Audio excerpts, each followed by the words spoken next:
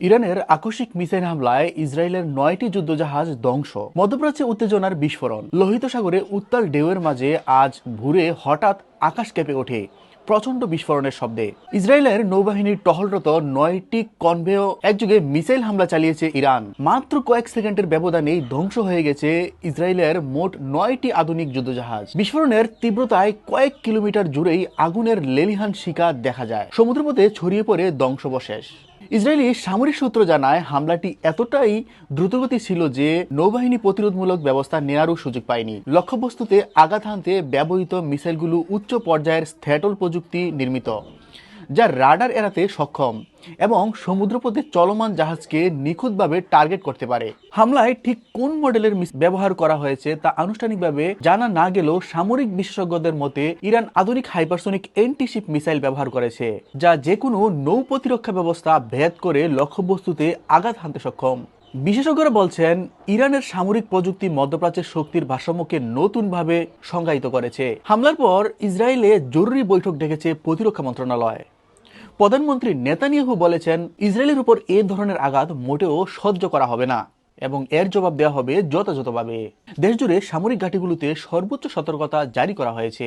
বিমান বাহিনীর টহল বাড়ানো হয়েছে ভূমধ্যসাগর ও লোহিত সাগর উভয় অঞ্চলে।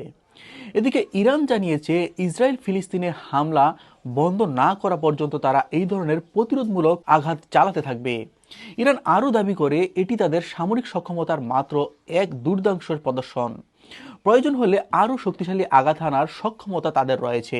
গাজায় দীর্ঘদিন ধরেই চলমান সংঘাত এবং ইসরায়েলের সামরিক অভিযান নিয়ে তেহরানের অবস্থান বরাবরই কঠোর।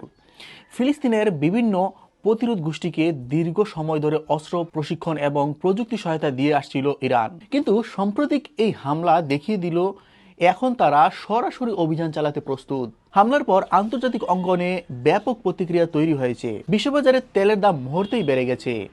সমুদ্রপথে বাণিজ্য পরিবহনে আতঙ্ক দেখা দিয়েছে। লোহিত সাগরের গুরুত্বপূর্ণ নৌরোডগুলোতে নিরাপত্তা জোরদার করা হয়েছে। আন্তর্জাতিক বিশ্লেষকরা সতর্ক করে বলেছেন, পরিস্থিতি দ্রুতই নিয়ন্ত্রণে না এলে পুরো মধ্যপ্রাচ্য আরও বড় সংঘাতে জড়িয়ে পড়তে পারে। মার্কিন প্রশাসনও উদ্বেগ প্রকাশ করেছে। যুক্তরাষ্ট্রের কর্মকর্তারা বলেছেন, ইরানের এই উচ্চ ক্ষমতার মিসাইল প্রযুক্তি আঞ্চলিক স্থিতিশীলতার জন্য বড় হুমকি।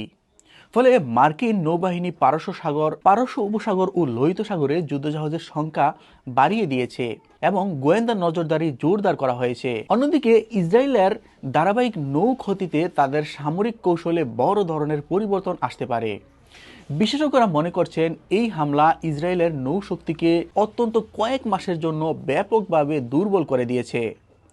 ভবিষ্যতে ইরানের বিরুদ্ধে সামুদ্রিক অভিযানে ইসরায়েলকে নতুন পরিকল্পনা ও আরও উন্নত নিরাপত্তা ব্যবস্থা গ্রহণ করতে হবে। মধ্যপ্রাচ্যের পরিস্থিতি এখন অত্যন্ত উত্তপ্ত। আঞ্চলিক শক্তিগুলো মুখোমুখি দাঁড়িয়ে আছে তীব্র উত্তেজনার মধ্যে। পরবর্তী 24 থেকে 48 ঘন্টায় বিশেষ গুরুত্বপূর্ণ পরিস্থিতি কোন দিকে মোড় নেবে তা নির্ভর করছে ইসরায়েলের পরবর্তী সিদ্ধান্তের উপর। প্রতিশোধমূলক হামলা চালানো হলে শঙ্কা রয়েছে আরও বড় বিস্তৃত সংঘাতের রূপ নেওয়ার। লোহিত সাগরে ইরানের এই আকস্মিক শক্তি প্রদর্শন শুধু ইসরায়েলের সামরিক সক্ষমতাকে প্রশ্নের মুখে ফেলেনি, বরং পুরো অঞ্চলের ভূ রাজনীতিকে করে তুলেছে নতুনভাবে অনিশ্চিত। একদিকে ইরানের দৃঢ় অবস্থান, অন্যদিকে ইসরায়েলের প্রতিশোধের ঘোষণা, এই দুয়ের সংঘর্ষেই মধ্যপ্রাচ্যের নতুন এক অধ্যায়ের সূচনা করতে পারে। বন্ধুরা, সংবাদটি এ পর্যন্তই। পরবর্তী সংবাদ দেখার আমন্ত্রণ জানিয়ে এখানেই শেষ করছি। আসসালামু আলাইকুম। চ্যানেলটি সাবস্ক্রাইব করে পাশে থাকার অনুরোধ করা হলো।